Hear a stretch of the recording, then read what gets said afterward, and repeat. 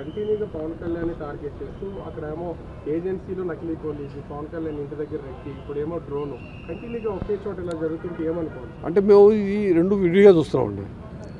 ఈ డ్రోన్ విషయం అనేది యాక్చువల్గా డ్రోన్ ఎగిరిందా లేదని మేము కనుక్కోవాలా. అంటే ఏదైనా చూసి డ్రోన్ అనుకున్నారు అక్కడ ఉన్న వాళ్ళు. ఎందుకంటే అక్కడ ఉన్న వాళ్ళు ఎవరు ఆ రోజు చెప్పినటువంటి వాడు ఒక ఆర్ఎస్ఐ తప్పించి అంతకన్నా సీనియర్ లేరు. సో అది డ్రోనేనా కాదా అని కూడా తెలుసుకోవాల్సింది. అక్కడ డ్రోన్ ఫ్లై చేసే అవకాశం ఎవరు ఉందో చాలా విశదంగా చాలా విచారించినాకే ఒక కంక్లూషన్కి వస్తాం. అది వాళ్ళ సాయంకాలానికి అయ్యే అవకాశం ఉంది. అక్కడ జరిగిన విషయం ఏంటంటే ప్రోగ్రామ్ అయిపోయినాక జరిగిన విషయం అది కూడాను. ప్రోగ్రామ్ అయిపోయాక ప్లేక్ దగ్గర పోయి ఇప్పుడు ప్రోగ్రామ్ అయిపోయాక కూడా పోయి నిలబడ్డాడు అనుకోండి, ఏం చేస్తుంది దానికి?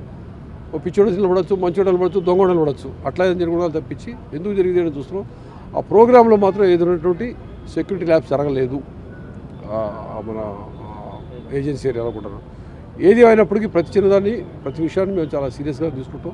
అన్ని విచారణ చేయడం జరుగుతుంది. సీఎం విషయంలో కొంచెం సోషల్ మీడియాలో వార్ జరుగుతుంది, నారా లోకేష్ వర్సెస్ పవన్ కళ్యాణ్.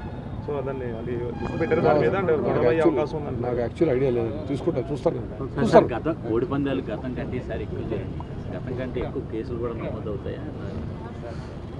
ఈసారి ఎక్కువ జరిగిందా అని నాకు ఎగ్జాక్ట్గా లాస్ట్ టైం ఎక్కువ తెలియదు. కేసులు చాలా పెట్టాం, ముందు నుంచి కేసులు పెడతా ఉన్నాం. ఎందుకంటే ఇది హైకోర్టు మానిటర్ చేస్తున్న యాక్టివిటీ.